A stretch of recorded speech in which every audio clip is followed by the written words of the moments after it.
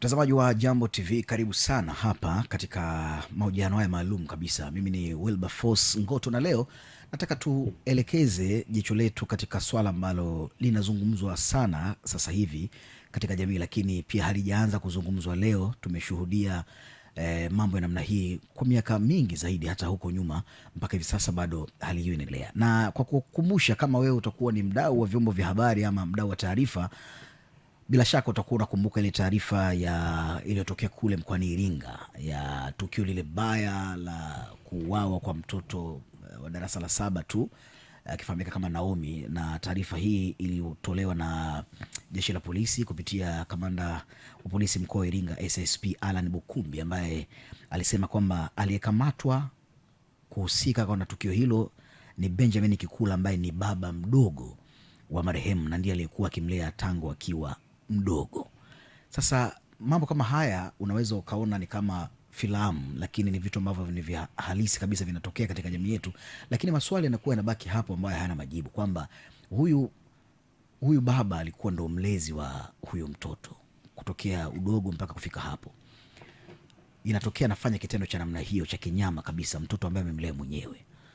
Watu wanaweza kuwa wanajihoji maswali ambayo yanabaki hewani bila kuwa na majibu. Sasa leo nikasema busara zetu Jambo TV tuwatafute wataalamu wanaohusika na masuala ya tiba za asili, ambayo hapa sasa tutazungumza mambo mengi. Maana yake ripoti mbalimbali zikitoa zikisema kwamba mila potofu zimekuwa ni kichocheo cha matukio yenye kustaajabisha kama haya, matukio ambayo yanakuwa sio ya kawaida sana. Mara kadhaa tumekuja kushuhudia matukio namna hii na mengineo mengi tu ambayo yanaleta taharuki katika jamii, na watu wanasema kwamba imekuwaje imekuwa hivi. Unakuta baba wakati mwingine amembaka mtoto wake wa kumzaa na mambo mengine mengi, matukio ambayo yanakuwa kidogo yanakuwa sio ya kawaida sana.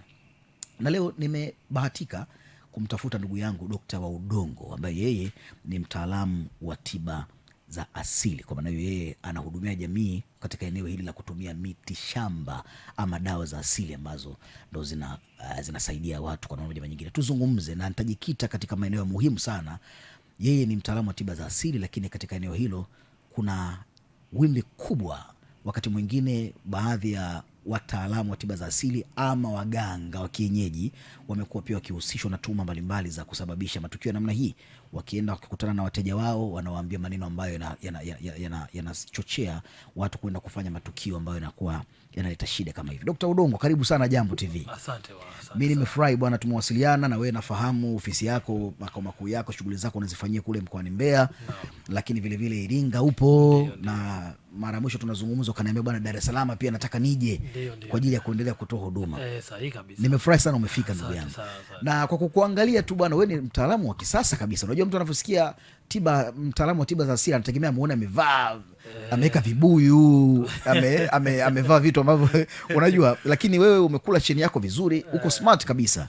Labda sasa hivi tiba za asili, sasa wataalamu kama nyinyi mmebadilika, sasa mmekuwa wa kisasa kabisa. Hii ni kwa sababu zipi? Kwamba mmetoka kule kwenye kuvaa vitu vya kutisha vya kuogopesha na kuwa hivi? Ndiyo. Ama ni mwelekeo mpya Dr. Udongo? Unajua ni kitu kiko hivi. Kila kitu kinabadilika. Unajua sasa hivi dunia imebadilika. Karibu sana Dr. bana. Nimefurahi sana mtaalamu wa tiba za asili. Tukianza kuangalia katika matukio ambayo nyinyi mnahudumia jamii, tuangalie namna ambavyo mambo yamekuwa kitokea, lakini mkihusishwa watu wa tiba za asili ama kama ulivyosema waganga wa kienyeji ambavyo tulikuwa tukaita zamani. Ili neno waganga wa kienyeji sasa hivi kama alitumiki sana. Tuangalie hili tukio la Iringa. Tena bahati nzuri kitu ambacho kikafanya ni kuite ni kwamba wewe hili tukio lilipotokea ni jirani na wewe. Kwa maana hiyo ni maeneo ambayo wewe unayafahamu. Unadhani wapo watu ambao wanafanya kazi kama ya kwako ambao pengine kwa namna moja ama nyingine wanachochea kupata matukio ambayo sio ya kawaida kama haya? Ni sahihi kabisa. Hiki hata lile tukio linahusisha hilo jambo, kwa taarifa ambazo zipo kama inaonekana kuna mganga ambaye ndani ya lile jambo ambaye alihusisha katika kuwaambia wale watu wafanye hayo mambo. Kwa taarifa ambazo tumezipata hata kwenye vyombo vya habari zingine. Ndio. Lakini mimi naamini kabisa wanaofanya haya mambo ni wale waganga ambao sio rasmi, na maana hawajasajiliwa.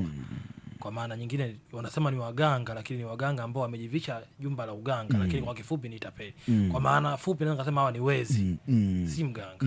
Sasa tegemeo lake ni kwamba unavyokuja kwake una shida na kitu fulani, maana yake anategemea labda kukwambia kafanya jambo fulani, akihisi kabisa wewe utashindwa. kufanya kile kitu, lakini kumbe ajui wewe unavyokwenda kwake, pengine mwingine anafa. Ujue katika tiba asili kuna mambo haya mawili, kuna tiba kutibu kutumia miti shamba, lakini pia kuna mambo ya kiimani. Umeelewa vizuri? Sasa wengi wanaofanya haya mambo, matukio ya ukatili, kubaka watoto, kuzuru, kukata viungo vya binadamu, walemavu wa ngozi, unakuta wanaenda kwa waganga sio kwa ajili ya tiba, au wanaenda katika mambo ya kiimani. Sijui umeelewa vizuri hapo. Kwa katika huu uwanja mambo ya kiimani ndio unazalisha haya mambo ya mauaji, kubaka. Umeelewa vizuri? Sasa kwa lakini wanaofanya haya mambo, ukija kuangalia, ukija kufuatilia vizuri, unakuta kuna gharama nyingi amezitumia mpaka akafikia huko. Sasa unakuta wanaenda kwa wale watu ambao si sahihi. Kwa sababu nataka nikwambie ukweli kabisa, hakuna kiungo cha binadamu kinachohusisha hela. Ndio. Wala hakuna tendo la kubaka linalohusisha kutajirika. Ziko namna ambazo unatakiwa uzifanye kwenye kuilinda kile unachokifanya, kile kipato unachokipata na mambo mengine, lakini sio kuzuru mtu au kufanya ukatili. Sasa watu elimu hii hawana. Kwa kifupi wanakosea, zile panzi zao zinapungua ama zile udi wanapogonga wanakosea. Ndio maana kuna watu wengi wanaumwa, wana matatizo, lakini hawajapona mpaka kesho. Na ukiuliza umeenda wapi, atakwambia nimekwenda hapa hapa hapa na hapa na sijapona. Sasa huyu mtu amekata tamaa, na hiki kitu ndio kinafanya mpaka sasa hivi watu washinde tena kuwa na imani katika tiba asili. Unadhani kwa namna moja ama nyingine hawa waganga wanakuwa wanaharibu eneo lenu la kazi, kwa sababu kuna wengine ambao mnafanya kwa nia njema na kwa kusaidia kabisa jamii ama kuhudumia watu, lakini wao wanakuwa wanaweka doa kuonekana kwamba kuna kama upigaji. Wapo watu ambao wanafanya kazi yenu kuonekana kwamba ni kama haijanyooka hivi. Kwa asilimia kubwa hiyo ipo. Yaani hata hivi nikwambia, ukiulizia ukimwambia mtu kumwambia mimi ni mganga, unaona hata mimi nilivyo hivi. Wakati mwingine navaa hivi kujitofautisha kidogo na wenzangu. Yaani kujiwekea ule tofauti kwamba mimi ni binadamu kama binadamu mwingine. Maana sisi tulikuwa tuna namna mbili ambazo tunasema. Kwanza, jamii ilikuwa itukubali kwa matendo yetu. Lakini tena jamii inataka itukubali kwa namna yetu. Kivipi? Yaani maana yake jamii hili kukubali uwe mganga, kuna namna basi uwe mchafu vile. Umenielewa? Yaani maana yake mganga anahusishwa na imani za kishirikina moja kwa moja. Kwa basi anavyotembea, anaishi vipi, aishi katika namna hiyo ya kichawi na ushirikina. Sasa huko inabidi tutoke sasa. Kuna uganga kuna namna mnavotibu, kila mmoja anakuwa anatumia mbinu yake ya kumhudumia mtu. Wengine wanafanikiwa na wengine wanakuwa hawajafanikiwa kutokana pia na kesi tofauti za watu. Maana maradhi hata katika hospitali za kawaida maradhi yanatofautiana. Kuna wale ambao wanafanya huduma hiyo kwa kuchanja chale, lakini kuna wengine hawafanyi hivyo kabisa. Wewe unahudumiaje watu? Mimi kabisa, sisi tunasema mikoba. Yaani unavyoongelea hapo kwamba umelisi mkoba namna gani? Kwa sababu mimi kiti nilichokuwa nimekalia maana yake nimelisi. Kwa hiyo imetoka kwenye mikoba, imetoka nyuma. Na hata ile jina ninalotumia la bibi yangu. Kwa umerithi kutoka kwa bibi. Umeelewa vizuri. Kwa hiyo yeye ni mtu ambaye anatumia miti shamba, kwa maana nyingine ni mtu wa kuchanja. Na kuna namna ambayo tunasema kuna namna ya mkoba wa kimizimu ambayo ndio iko hapo inashughulika nayo. Tuzungumzie kuna wale waganga ambao wanahusisha kafara. Ndio. Unakwenda unaambia bwana, sikiliza bwana, wewe ili utajirike inabidi umtoe mama yako mzazi afe. Ili utajirike unatakiwa umuondoe mke wako, unatakiwa mtoto wako ambaye ndo wa pekee aondoke ili upate fedha. Hebu tuzungumzie katika eneo hili. Kwanza, haya mambo yapo kweli ama ni nadharia ambazo tunasikia tu ni hadithi? Ndio maana unajua chochote tunachokifanya sasa hizi tunakiishi kupitia maandiko. Yaani vitabu vya dini vyote vimeandika, na ndio sisi tunaishi sasa hivi huko. Unajua sadaka zipo. Ndio maana hata kanisani kuna kitu kinaitwa fungu la 10. Sijui umeelewa vizuri. Katika Biblia huko kuna watu wanaonekana walikuwa wanatoa kondoo kwa ajili ya maombi. Zile zilikuwa ni kafara. Sasa kafara maana yake ni kama sadaka ama ni kama tambiko. Maana unatoa kwa ajili ya kupata. Lakini katika kitabu chochote hamna ambacho kitabu kimeandika kwamba eti muue mwenzio au ukate mkono wa mwenzio. Kwa hiyo inakuwa ni sadaka ya mnyama labda. Ya mnyama. Matambiko. Unajua kusikia kuna sehemu kuna baba anataka ipite ufuate wazee wa namna wa pale tuwaombe tufanye matambiko, na taarifa zipo kwamba tunatoa ng'ombe hizi kwa ajili ya tambiko hivi na hivi. Kwa hiyo zipo wanyama ndio wanaotumika katika masuala ya matambiko. Si binadamu wala kiungo cha binadamu. Wala sio kubaka. Sijui unaelewa vizuri. Nimekuelewa vizuri. Kuna mtu anaweza akakufuata Dr. Odongo akasema bwana, sikiliza, mimi kuna jamaa ananisumbua sana, lakini mimi nataka tu umuondoe duniani. Ndio. Kuna watu wanafanya, lakini kuna wengine wafanye. Wewe hiyo unafanya? Mimi kwanza unajua hayo ni mambo yapo. Kwa bwana unajua kingine kuna matendo ya hasira. Wewe ni gani? Mimi ni Mkristo. Basi kuna kwenye Biblia kunasema matendo ya hasira au maamuzi ya hasira si haki mbele ya Mungu. Unajua mara nyingi anayekufuata kwa namna hiyo kwanza anakuwa amejaa na hasira. Umenielewa vizuri? Kwa unakuta hata kuambia hilo jambo hata kama utafanya naye iko kitu, lakini kesho yake anapokuja kwa katika hali ya kawaida amerudi kwa binadamu, maana hasira ni sana uchizi. Unakuwa ujitambui kwa muda ule. Sijui umenielewa. Kwa unaweza ukatenda naye kwa kile anachokwambia kwa ule muda, lakini hujui anavyokuambia pale yupo katika namna gani na hali gani. Sijui umenielewa.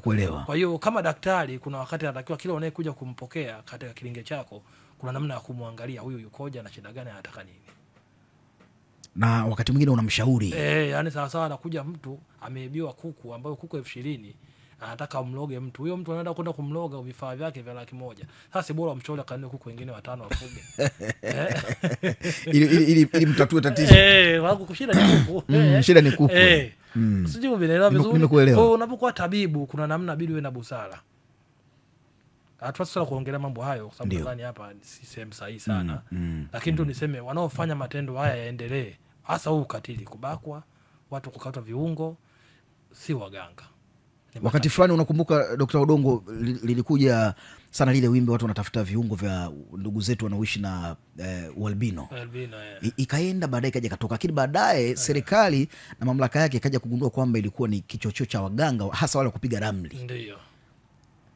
Kwa hiyo unakubaliana na serikali kwamba wale jinsi ilivyopigwa marufuku ramli wako sawa sawa? Punguza kabisa. Punguza. Hadi sasa hivi unaona tunavyoishi kama tunaamini wao ndio wanasababisha haya mambo. Ambacho watu washinda kukielewa, wanaposikia waganga ndio chanzo, ndio hawajui waganga wako namna gani. Maana kwenye uganga sio shida katika serikali yetu. Ndio maana watu wasajiliwa kuwa mganga. Ndio.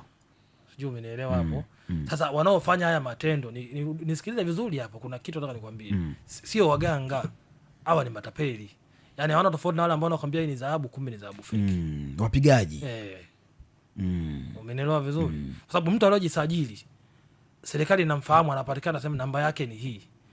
Hawezi kuhusisha kufanya kitendo cha namna hiyo kwa sababu kesho atapatikana anafahamika wanapatikana sehemu fulani. Sasa labda Dr. Odongo hapo unisaidie. Serikali imetengeneza kitengo cha kuwatambua nyie kwamba mnatambulika sasa, ndio maana mnapata usajili ili muwe huru kufanya shughuli zenu. Sasa hawa matapeli hawa unadhani mamlaka ziwabaini vipi kwamba hawa ni huyu sidhani huyu ana ajenda zake zingine tu, hawa ambao wanatuletea shida hizi kama viungo na mengineyo. Unadhani nini kifanyike kama mtaalamu wa tiba za asili kuweza kumaliza basi changamoto ya hawa waganga matapeli wasiwepo na wabaki wale ambao kweli wana nia ya dhati katika kusaidia watu? Kwanza mimi nafikiri kitu kimoja. Unajua kwa mfano wanavyosema kwamba mwanafunzi ukimpa ujauzito maana yake uliohusika unaenda jela miaka mingapi? 30. Paandaliwa adhabu kali. Yaani hizi adhabu ambazo akipewa mtu aliyehusika na hili tendo. Usihusika kama huyu amemuua mtoto, amemnyonga, ameshinikiza kwamba mganga ndo alimwambia. Kwa kabla hatujapata taarifa kwamba huyu aliyenyonga amefungwa miaka kadhaa, tubidi tupate taarifa ambayo huyu aliyesababisha huyu. Sijui umenielewa? Yaani iwe kama vile ni onyo. Hata huyu mwingine anayekuwa na matendo hayo akisikia anajua mwisho wangu utakuwa ni pale. Lakini tunapata taarifa kweli kitu kimetokea, lakini tunaja kuona huyu amehukumiwa. Lakini aliyesababisha yule akatenda ile ni nini? Kwa sababu nakwambia huyu anafanya hivi vitu huwezi jua. Hawa ni matapeli. Unakuta mtu alikuwa na biashara, ana mtaji mkubwa. Kinamna hawezi kujua biashara imeyumba, ameingia mpaka katika madeni. Sijui umenielewa? Ndio naambia sasa inabidi umlete mtoto wako. Sasa kama hujafika huko ameingia kwenye madeni, anataka kujikwamua kutoka katika yale madeni, sasa arudi katika maisha yake ya nyuma bila kujua wapi alikuwa ameanguka. Namna gani ameingia katika yale madeni. Namna gani mwanzo alikuwa anauza anafanya faida, sasa hizi hapati. Atafuta sasa namna kuna nini kinachonikuta. Unajua tunaamini kuna minyororo ile ambayo inaweza kawa inakuvuta na kukuangusha. Kwa kwenye kuitatua ile minyororo, mara nyingi nasema minyororo chochote kile, unajua kwenye kutatua tatizo unaweza kuzalisha tatizo. Katika kutatua tatizo unaweza kuzalisha tatizo jipya. Na likawa tatizo kuliko lile la mara ya kwanza. Sijui umenielewa vizuri? Nimekupata. Sasa unakuta hata hao wanaofanya mambo wanavyoenda kula wanakuwa wanaenda kuja kutatua matatizo. Kwanza ndio asili yake. Anakwenda kwa ajili ya kupata msaada. Sasa anapokwenda huko unakuta alikuwa na biashara yake kubwa. Biashara na yumba ameingia katika madeni. Jamii ishamzoea huyu mtu anaishi maisha ya namna fulani. Yeye anaona kabisa kesho yangu ninapokwenda hata ada ya mtoto nitashinda kulipa. Anaona kabisa kesho yangu ninapokwenda hata nguo hii shati nitakosa. Kwa anaamua kwenda kuwahi ile hali isimkute. Anapokwenda kule, anapogonga hodi anakuwa si salama. anagonga mlango ambao sio sahihi. Anakuta ameangukia kwa hao matapeli. Sasa na tayari ameenda huko akiwa anaamini kabisa kwamba mimi naenda kutatua hii changamoto yangu. Kumbe yule anayemgongea hodi naye anadaiwa ada, hajanunua uniform na anaitaka hela hiyo. Anaitaka hela ile ile. Kwa ataichukua ile fedha, alafu atampa maelekezo ambayo akiamini kabisa huyu aendi kutenda. Umeelewa vizuri hapo? Nimekupata. Yaani wewe vuta tu picha haraka haraka, huyu kwa mfano huyu tukio la Naomi. Huyu baba amemlea toka mtoto, kwa nini simbake toka na miaka mingi? Tangia mpaka amefika darasa la 7. Fikiria tu vizuri hapa. Kwa hiyo kuna kitu ambacho kidogo hakiko sawa sawa. Na akiangalia ni kwamba ni mtu ambaye labda ana utimamu, sio kama amerukwa na akili. Sasa kama amekaa naye mdogo mpaka huo umri mkubwa, nini kilichotokea hapa katikati? Kitu gani kimebadilika? Nini? Muda wote alikuwa anamheshimu vipi na alikuwa anampenda vipi na kakaa naye? Kwa hiyo iko shida. Kuna shida ipo kati. Kwa hiyo huyu kuna sehemu alikwenda ambapo si salama, sio kwa mtaalamu, ndio kwa hawa wezi matapeli.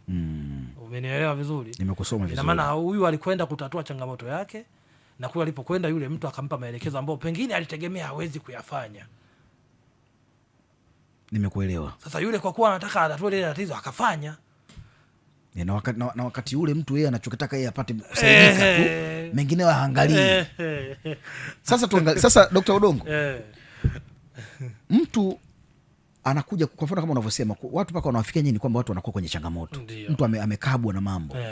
Sasa watu pia unawashauri kwamba namna unavyoziendea hizo tiba za asili, wawe na umakini wa namna gani na waweze kujua kwamba hapa huyu jamani sawa, huyu mpigaji. Yaani watu wajueje sasa? Hebu wasaidie hapo sasa. Cha kwanza katika masuala ya malipo.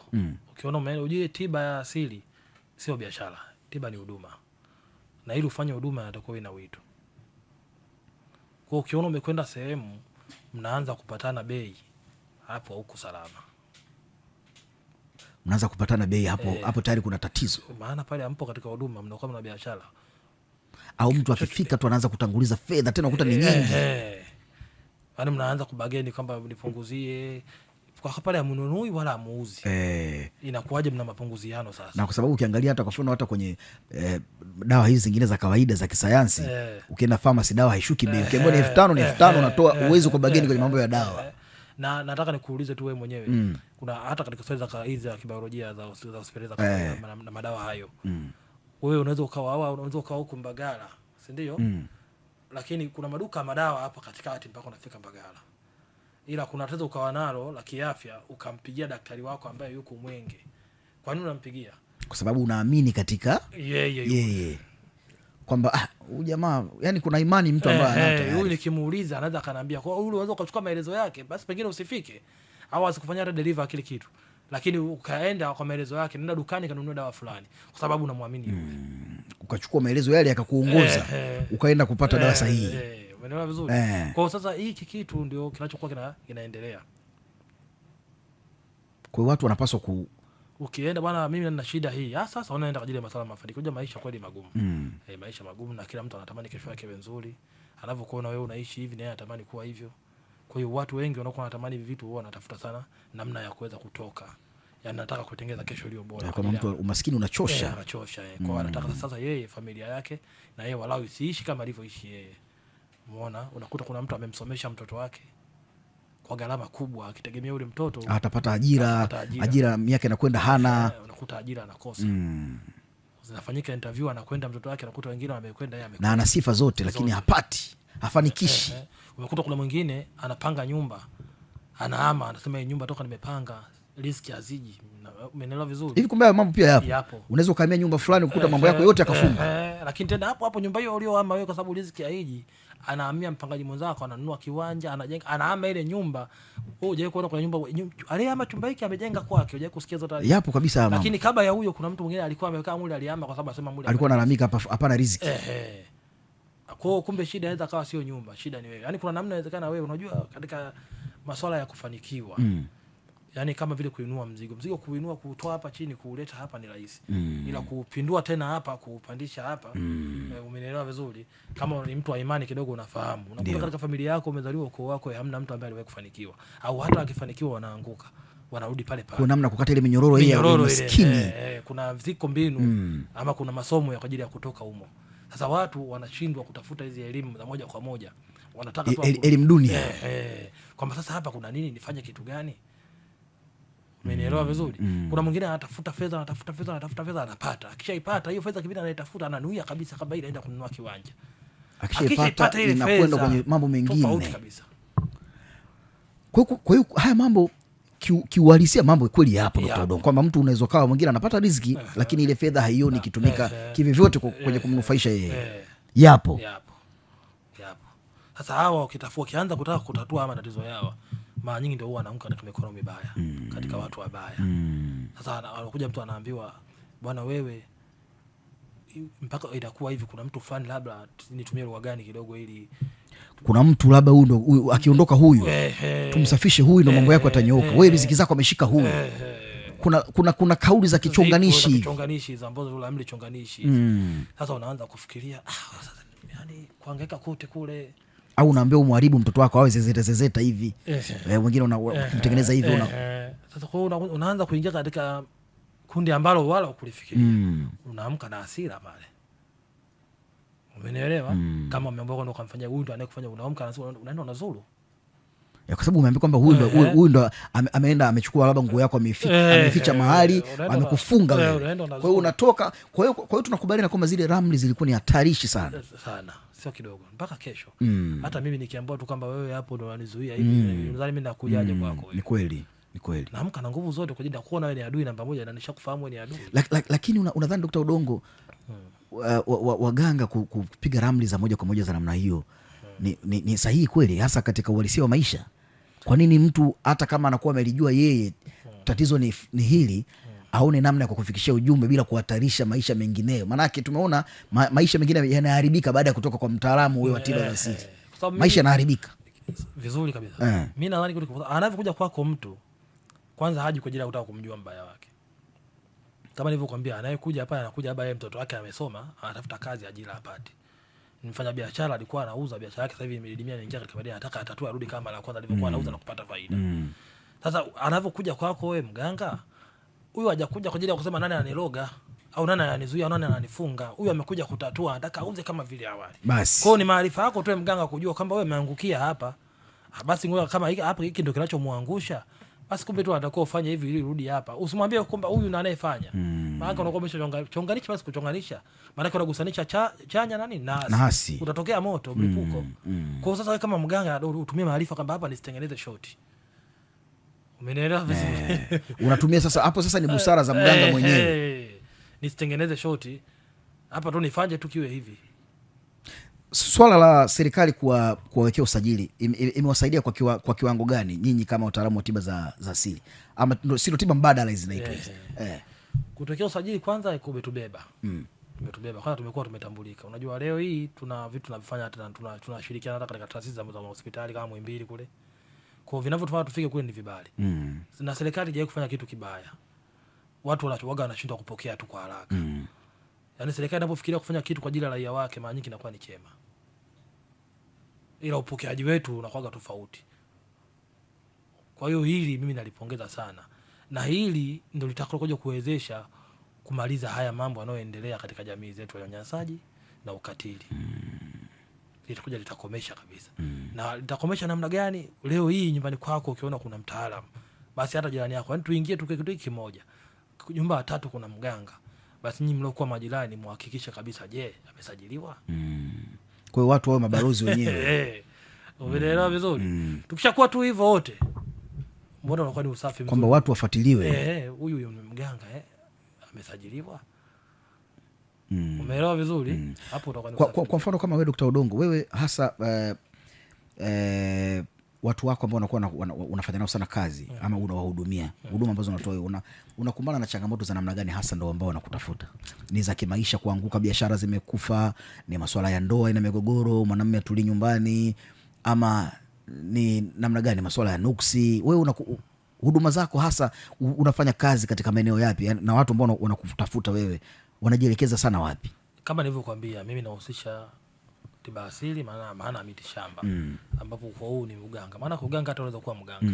Kama mimi naumwa tumbo, unajua sasa mpera majani yake ukichemsha mkinywa tumbo linapona, maana yake hata wewe ni mganga. Ndio. Umenielewa vizuri? Tofauti yangu nyingine mimi ni kwamba ni mtu wa mizimu sasa. Aha. Mambo ya mababu. Mababu, naam. Kwa sasa mimi mizimu unaagua. Naam. Naagua au naomba pia. Manake naamini ile nguvu katika mizimu. Okay. Umenielewa vizuri? Kwa manake ukiachana na wao kuja kwa ajili ya matibabu tu, ila wanakuja wengi kwa ajili ya taratibu zao zingine ya matatizo ya kiimani. Okay. Kama hivi biashara wanakuja watu wa nuksi mikosi. Unajua kuna hasa wengine katika masuala ya ndoa, kuna mtu anaolewa anaachika, kuna mtu kama amezaliwa atulii kwenye ndoa. Wakati huyo yeye mwenyewe hiyo ndoa alikuwa anaitafuta kwa hali na mali, lakini akiipata unashangaa kesho amerudi. Wanakuja watu wa namna hiyo. Mara nyingi kule kwetu kuna madini Mbeya. Wanakuja watu wa madini, wanakuja watu wa mifugo, kuna mwingine mifugo yake inakuwa inakufa tu. Wengine wanakuja kwa ajili ya masuala ya mashamba, mwingine kila anacholima shamba hilo hilo anapata mavuno machache, mwingine anapata mengi. Kwa yaani kwa kifupi wanakuja watu wengi. Ndio. Lakini nachoshukuru kwamba mpaka leo sijawahi kupata tatizo lolote kwamba nimesababisha kufanya hiki kitu kibaya katika jamii. Na mimi nimekuwa balozi wa kukemea sana hayo mambo. Ndio. Jambo zuri sana Dr. Odongo unafanya. Na tukirudi sasa Mbeya. Sasa hivi ni jiji bwana. Mbeya ilipewa hadhi ya jiji. Ofisi yako bwana, unajua tunapozungumzia Uyole, Uyole ni mjini kabisa pale. Ndio. Sasa mtu anapojua huyu labda ni mtaalamu wa tiba za asili, ni mganga, anategemea labda angekuepo ndani huko, labda Tukuyu ndani, maeneo fulani yale nje ya mji sana. Lakini wewe uko katikati pale. Kwa nini imekuwa hivi kwako? Unajua kama ninavyokuambia mambo yamebadilika. Yaani mambo yamebadilika kwa sababu gani? Yaani kwa mfano zamani unakuta baba mmoja na watoto 3 4. Lakini sasa hivi mtoto mmoja na baba 5 6. Umeona tofauti unavyokuja? Yaani vitu vimebadilika. Kwa mabadiliko haya yaliyo upo sasa hata sisi tunabadilika sasa. Kwa maana hiyo zamani tulikuwa tunakaa kule kwa ajili ya kufuata kuwa jirani na ile miti shamba. Mtu anapokuja nikamchumia haraka. Unajua na mti fulani unamaliza. Vizuri. Sasa kile kipindi hicho palikuwa hapana simu, maana yake mtu anakuja kwa dharura. Yaani anakuja atakapokuwa hapo amwasiliani. Yaani umeamka asubuhi hodi unafungua mlango kuna huyo mtu ameanguka paralyze. Kwa hiyo atakuwa uende haraka ukachukue dawa za kuanza kumchua. Unafungua hodi huyo mtu ameshikwa na chango. Sijui umenielewa vizuri. Na kuelewa vizuri. Kwa tulikuwa tunakaa mapolini kwa sababu ya kukaa jirani na ile miti. Lakini sasa hivi kuna mawasiliano, mtu anapokuja kwangu unajua huyu anakuja. Kwa hiyo tayari na maandalizi mazuri ya kwenda kufuata dawa. Ukiachana kuwa na mawasiliano, kuna vyombo vingi vya usafiri. Zamani usafiri tu kwenda kufuata dawa kurudi ulikuwa hakuna. Sasa hizi kuna mapikipiki, tunaita bodaboda. Umenielewa vizuri? Kwa hiyo tuna kila sababu za kutoka kutoka nakaa mbali kusogea nini? Katika miji. Kwa sasa hivi mnawafuata watu walipo kwenye wingi wa watu na ambapo pia mijini ndio kuna mahitaji pia mengi. Kwa sababu hii ni tiba, na tiba ni mahitaji, na ndio maana nimekwambia hii ni huduma. Umeelewa vizuri? Sasa kingine tu angalia, mimi kwa mfano mimi nahudumia watu wengi. Ukiachana tu na Watanzania, maana napata kuna wageni wa nje. Umeelewa? Sasa mtu anatoka nje. Kwa sababu kuna kipindi watu kuna mtu mpaka wa Uturuki alikuja. Sasa yule afike Mbeya umwambie tena panda gari fulani uje sehemu fulani upande tena pikipiki au kwa hiyo ukimpa tu mazingira yale magumu na yeye tayari ni mgeni katika hii nchi tayari unamchanganya kidogo. Kwa hiyo nikajaribu kukaa sehemu ambayo sasa ni rahisi mtu kunifikia. Na hata hapa Dar es Salaam pia nitatafuta sehemu ambayo ni rahisi mtu kunifikia. Na kwa pia Dar es Salaam sasa Dr. Odongo atakuwepo pia huku. Nitakuwepo pia hapa pia. Au utakuwa kule huku kutakuwa kuna tawi ama utakuwa huku kule patabaki matawi. Dr. Unajua unapozungumza Dr. Odongo ni si kilinge cha kawaida. Unaona mimi hapa nilipo. Malengo yangu ni makubwa sana katika swala la huduma. Kama nilivyokuambia mimi natoa huduma, sifanyi biashara. Umenielewa vizuri? Kwa hiyo natamani kuna siku nifanye kitu ambacho ni kama nyinyi jambo mnavyofanya. Nataka siku nifanye kama nifungue kama hospitali kubwa. Ndio maana hapa nilipo pia na malengo ya kufungua kama vile chuo cha udaktari. Ndio. Tayari nishanunua na eneo. Hongera sana sasa. Vizuri. Nishanunua na eneo kwa ajili ya kuweka chuo cha madaktari. Ambapo baadaye nataka nije kuunganisha job. Kwa maana unavyoongea Dr. Odongo hii ni kama taasisi. Kwa dawa ambayo nitaiweka kule Mbeya ndio dawa ambayo itakuwa hapo hapa. Ndio itakuwa pia Iringa. Umenielewa vizuri? Kwa hiyo nitachokiepusha pale sio kama niko Mbeya dawa zangu haziji huku. Zinakuja.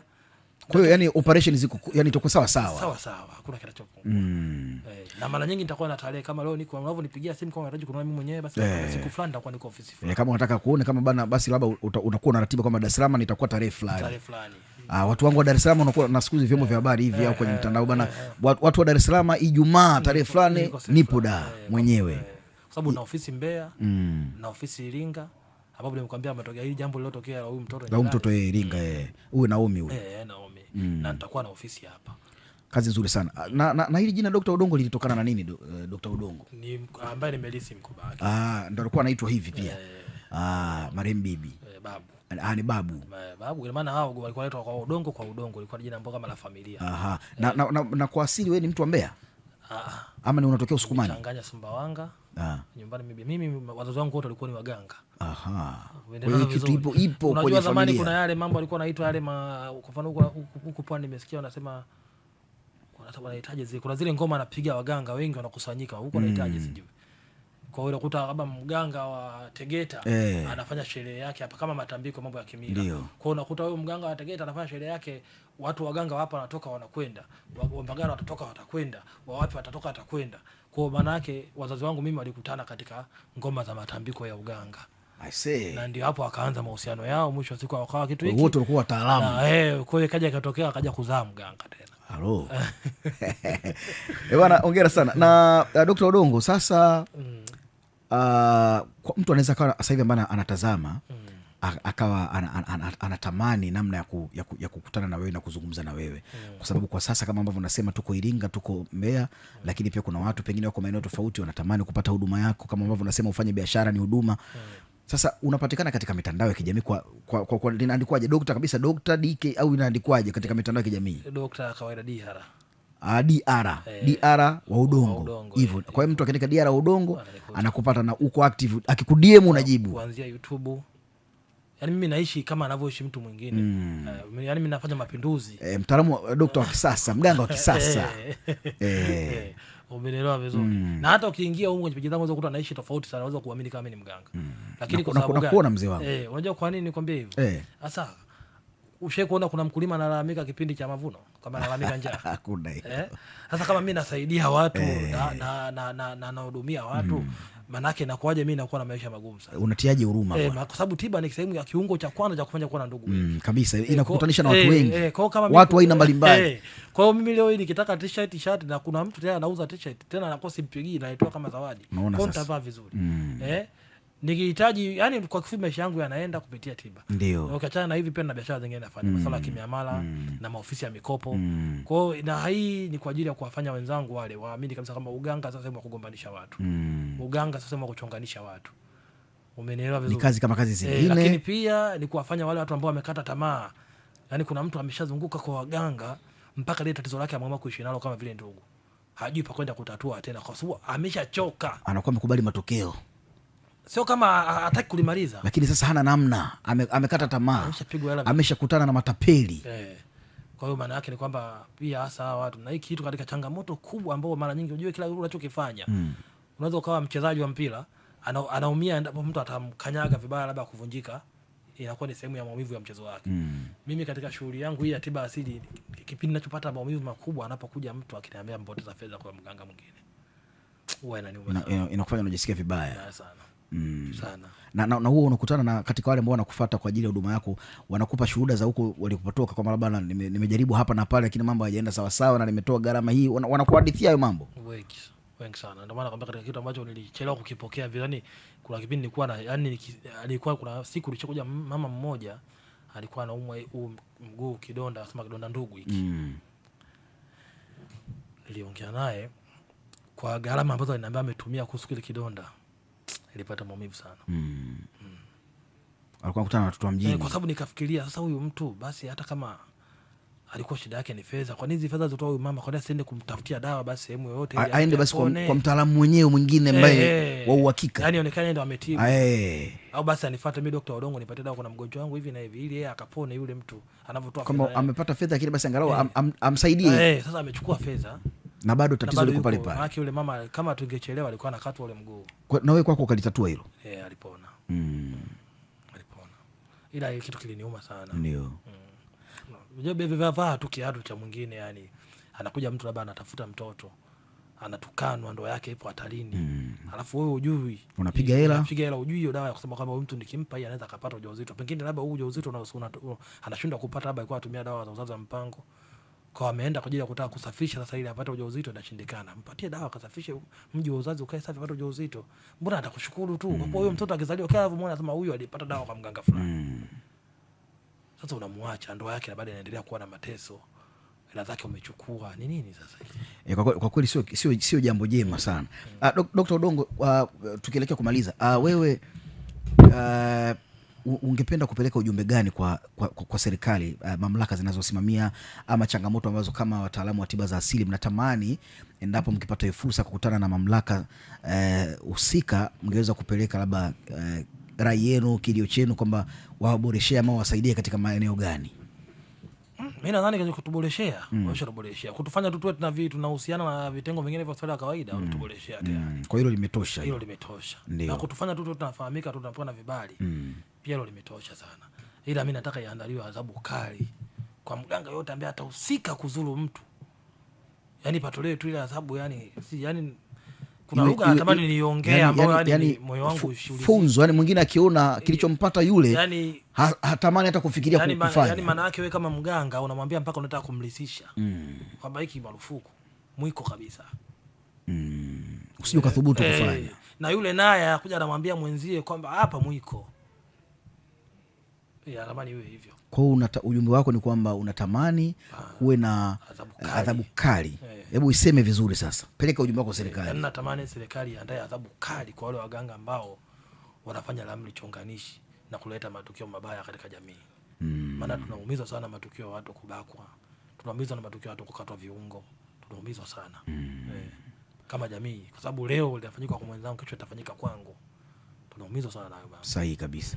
Haya daktari, lolote hapa tukimaliza ambalo hujalisema ukitamani kuzungumza kupitia Jambo TV? Mimi kwangu nimemaliza. Mimi nadhani kama kuna mengine, kwa sababu nakuaga na masomo kule katika sehemu zangu za mitandao ya kijamii kama YouTube. Huwa na masomo nafundisha, kunaweza kaingia watu wakaangalia. Kwa mtu akiingia YouTube anaandika DR wa Udongo, hivyo ni YouTube account yako. YouTube account. Kwa Dr. Odongo akiingia YouTube huwa una vitu vyako, unatoa elimu mbalimbali. Na mawasiliano yote akienda kule anapatikana huko. Na Instagram mawasiliano yako yapo. Yote. Okay. Kitu kiko huko. Sawa.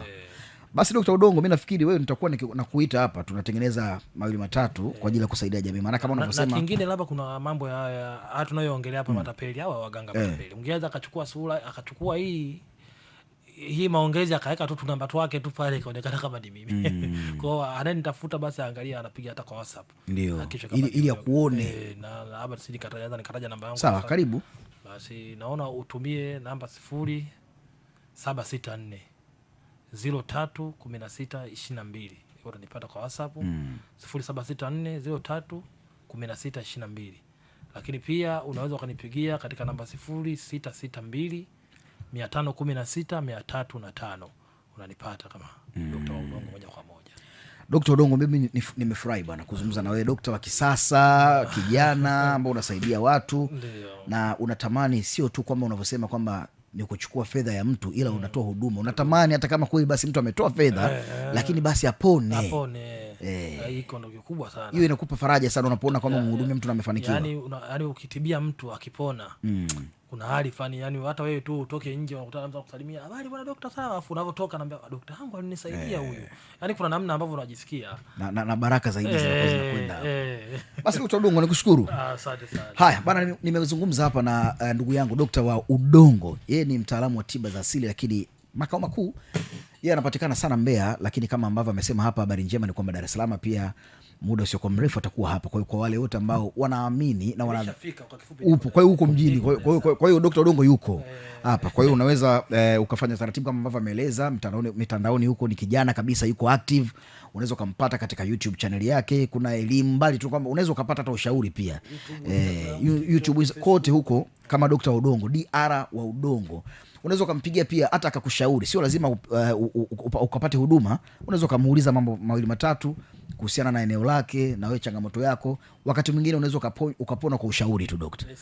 Kwa hiyo nimezungumza naye, na kubwa ambalo nimefanya nimuite hapa ni kutokana na hili sakata lililotokea mkoani Iringa la binti huyu wa darasa la 7 kuuliwa vibaya kinyama kabisa na baba yake mdogo ambaye amemlea, na wanasema ni babake wa kambo, lakini ni kama ndo amemlea tangia alivyokuwa mdogo mpaka kufika umri. Kwa hiyo ni tukio ambalo kidogo limekuwa tatanishi, lakini moja kati ya maeneo ambayo serikali imekuwa ikionyesha ukali wake ni katika maeneo haya ya waganga, hasa wanaopiga ramli chonganishi, lakini wale waganga ambao wamekuwa wanaishi kijanja janja, wanatapeli watu na hawawasaidii ama hawafanyi sawa sawa kwa jamii. Kwa hiyo nikaona Dr. Odongo yuko Dar es Salaam hapa, apite kidogo Jambo TV tuzungumzie naye, atoe maoni yake, lakini vile vile na aweze kukufikia kwa namna nyingine, kwa sababu watu mbalimbali wana machangamoto na mambo mengi ya kimaisha. Kwa hivyo tumezungumza naye hapa, bila shaka kwa wakati wako utawasiliana naye. Mimi ni Wilberforce Ngoto na hii imekuwa ni Jambo TV.